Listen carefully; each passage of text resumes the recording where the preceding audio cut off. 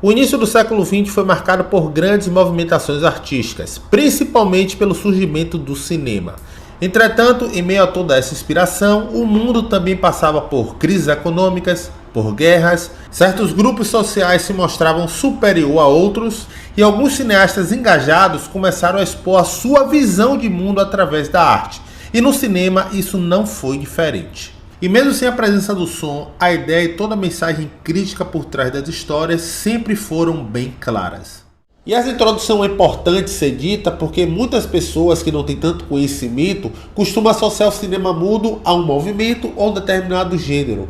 Porém, ao longo dos 35 anos, muitas histórias e muitas ideias foram exploradas na sétima arte. E para resumir esses quase 35 anos, eu separei 10 filmes que resumem muito bem a história do cinema mudo. E antes de começar minha lista, eu peço que você venha me seguir no Instagram, que eu falo de filmes por lá que não vem aqui para essa mídia. Aproveite o embalo, já dê sua curtida, que você ajuda na movimentação desse conteúdo dentro do YouTube.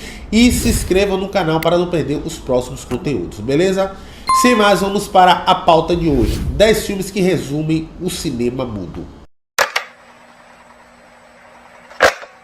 O primeiro filme que inicia essa lista, ou a primeira projeção, é A Saída dos Operários da Fábrica Lumière, de 1895, que é considerado o primeiro registro em vídeo feito pelos irmãos Lumière. É uma projeção que tem em torno de 40 segundos e capta a saída de operários de uma fábrica. E isso hoje em dia é algo relativamente simples, é a captura de um momento, mas para a época e para uma exposição pública, com certeza ele deixou sua marca e causou um impacto gigantesco. Já em 1902, e ainda falando dos irmãos Lumière, temos Viagem à Lua, de 1902, que é eleito o primeiro filme de ficção científica da história. Um curta-metragem onde mostra a chegada do homem na Lua, onde lá eles se deparam com seres peculiares. É um curta-metragem que impressiona justamente pela inventividade dos irmãos Lumière para a época e pelos efeitos práticos inovadores, que com certeza serviu como molde para os efeitos especiais que foram ganhando forma com o passar do tempo. Já em 1915 tivemos O Nascimento de uma Nação, que é talvez um dos primeiros épicos históricos do cinema e que se passa durante o final da Guerra Civil. Atualmente é uma produção repulsiva de se assistir, principalmente pela forma que os negros são tratados diante da Ku Klux Klan, que inclusive é um grupo enaltecido durante essa projeção, e é isso que causa a repulsa de todos que assistem. Inclusive, muita gente acha que essa produção deveria ser excluída da história, mas eu não penso dessa forma. Eu acho que esse registro vale a pena deixar salvo justamente para mostrar toda a barbárie e tratamento que acontecia sobre os negros. Afinal de contas, de vez em quando a gente acha um louco aí dizendo que o racismo nunca existiu, né? Mas enfim, maluquice que a gente ouve aí pela internet afora. E agora, entrando para os movimentos que aconteceram no cinema mudo, vamos começar pelo expressionismo alemão. E o filme que talvez representa melhor esse movimento é O Gabinete do Dr. Caligari, de 1920. Inclusive, foi um movimento que surgiu com o intuito de reerguer a Alemanha durante a sua crise artística e social pós-guerra. Inclusive, os filmes que pertenciam a esse movimento tinham uma pegada bem própria, bem particular, tinham cenários bem distorcidos, cheios de contrastes e sombras e atuações exageradas, algo que era um reflexo do próprio teatro, que serviu como palco para toda a interpretação, toda a dramaturgia que nós víamos nos filmes, principalmente no cinema mudo. E fora que por trás de toda essa mise-en-scène presente do Dr. Caligari, nós temos um baita thriller de mistério que traz sempre uma inquietude e talvez tenha entregue um dos primeiros plot twists da história do cinema. E ainda dentro do expressionismo alemão, em 1927 nós tivemos Metrópolis, uma produção que é eleita por muitos como um dos melhores filmes de ficção científica da história, criado pelo Fritz Lang. E é uma história que, apesar de usar o background futurista, ela trata temas muito pertinentes sobre a desilusão e revolta de uma nação junto ao abuso do seu trabalho operário nas grandes fábricas. E em paralelo a isso, nós temos também uma história de romance envolvendo a personagem da Maria, que mais tarde serviria como influência para a criação do C3PO, muito conhecido pela franquia Guerra nas Estrelas. E saindo do expressionismo alemão e vindo para o movimento surrealista, nós temos um filme que talvez mais represente esse movimento, que é Um Cão Andaluz, de 1929. Inclusive, as produções desse movimento fugiam bastante do, digamos, comum, porque as histórias eram construídas de forma onírica, com montagens não linear, repleta de simbolismos e metáforas, e Um Cão Andaluz resume muito bem tudo isso, tanto que é um filme que é construído através de imagens e momentos que remetem a um sonho, e tudo isso é reforçado pela base freudiana da psicologia, tanto que o criador desse filme, o Luiz Burnal, deixou sua marca no movimento surrealista, onde ele imprimiu perfeitamente a identidade do próprio movimento para o cinema. E mudando mais uma vez de movimento, nós vamos para a França falar do impressionismo francês. Eu destaquei aqui dois filmes que se enquadram perfeitamente dentro do propósito do movimento. O primeiro é A Paixão de Joana d'Arc, de 1928, um filme que reconta os últimos dias de batalha da Joana d'Arc e toda a sua tortura e julgamento antes da sua morte.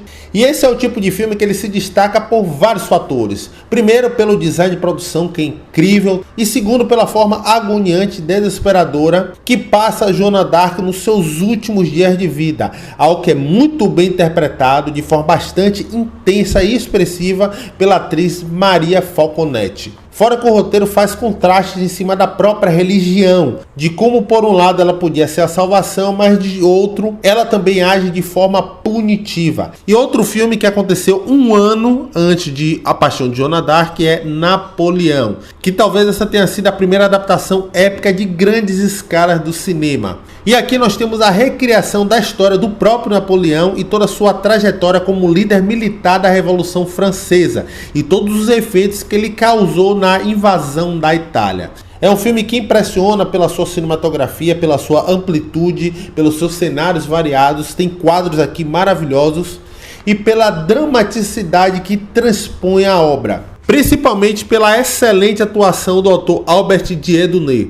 Inclusive eu vi que essa versão foi remasterizada por um selo que eu não lembro agora, mas se você procurar no YouTube Napoleão de 1927 remasterizado, com certeza você vai encontrar o trailer remasterizado. Inclusive tem comentários lá de grandes diretores. E saindo da França, vindo direto para os Estados Unidos, eu não poderia deixar de falar aqui de um dos grandes nomes do cinema mudo, Charlie Chaplin. Eu poderia escolher vários filmes dele, mas eu resolvi colocar Tempos Modernos, que talvez seja um dos filmes mais conhecidos e talvez um dos mais emblemáticos, principalmente pela forma engajada que o Chaplin atuava dentro dos seus filmes. E Tempos Modernos é uma história que é muito conhecida pela crítica ao trabalho industrial e pela forma exacerbada que os trabalhadores, ou melhor dizendo, os operários, eram vistos pelos grandes grupos corporativos. Mas vale citar que, além disso, nós temos também uma história de uma amizade de um vagabundo com uma garota órfã e todos os percalços que eles precisam passar para sobreviver na vida. É um filme que entra dentro do gênero do humor, mas a forma sarcástica que o Chaplin guia todas as situações